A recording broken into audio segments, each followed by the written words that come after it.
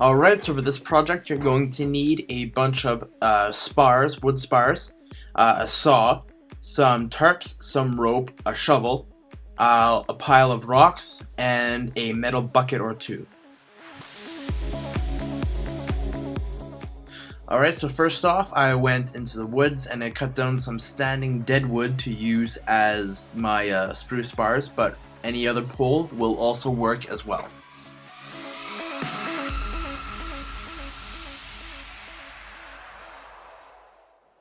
Alright, so now that you've collected all of these spars that you will need from the woods, I then went and I debranched all of them, and the rest will all be used for firewood.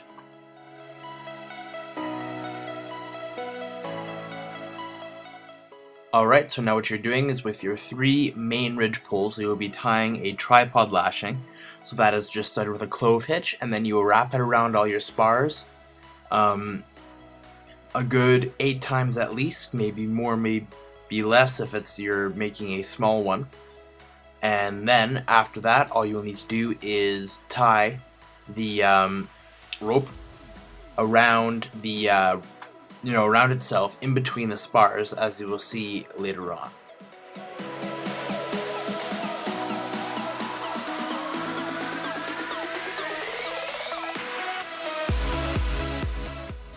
It is best to keep everything nice and tight, just so the knot will not come undone and it will be much more permanent. And you will just finish off your knot with a nice tight clove hitch. Next you're going to want to dig a pit in which is long enough that the ridge poles can fit outside, and is deep enough so that everyone can sit comfortably inside the sauna. Once you have your pit dug, you will then stand your spars up in a tripod. I just added an extra pole there just to keep it all stable, and so that as you walked in it was raised. I put a mountain in the middle just to decrease the overall volume, which means that the heat will be hotter and last longer. This sauna that I built will comfortably be able to fit 12 people. Next, what you want to do is take your tarp and you're going to span it over top of your sauna.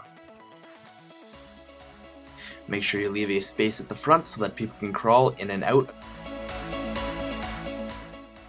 Now that your tarp is placed, all you want to do is weight the tarp down with sand, and then after that, once you're comfortable with the sizing of your tarp, you're going to want to place sand all the way around just to make sure it is airtight.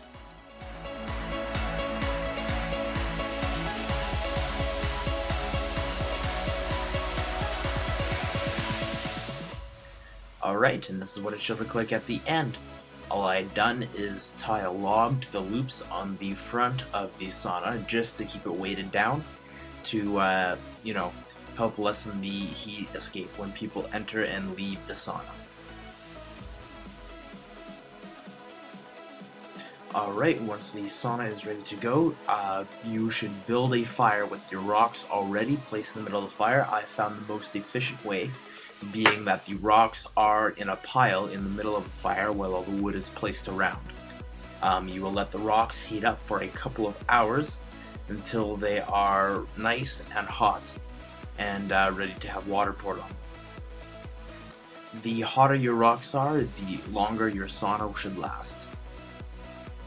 Alright, so now that the rocks are nice and hot, you will then use a shovel to carry the rocks from the fire into either a bucket or directly into the sauna. Your choice. I find carrying it into the bucket much more efficient. Now all you need to do is transfer the rocks from one bucket into another bucket. Word of caution here, try not to burn yourself, as this is the most likely place in which you will.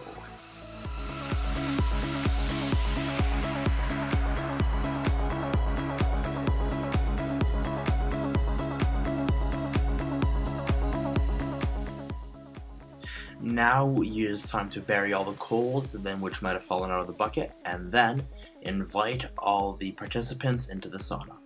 After that, it is ready to have water poured on it. The steam will fill the sauna instantly, and the more water you put on, the steamier it will be. Alright, so a special thanks to River, Charlie, and Nick for helping with the grunt work for this video. That is it for today. I hope to see you guys next week in the next project. Alright, Bye.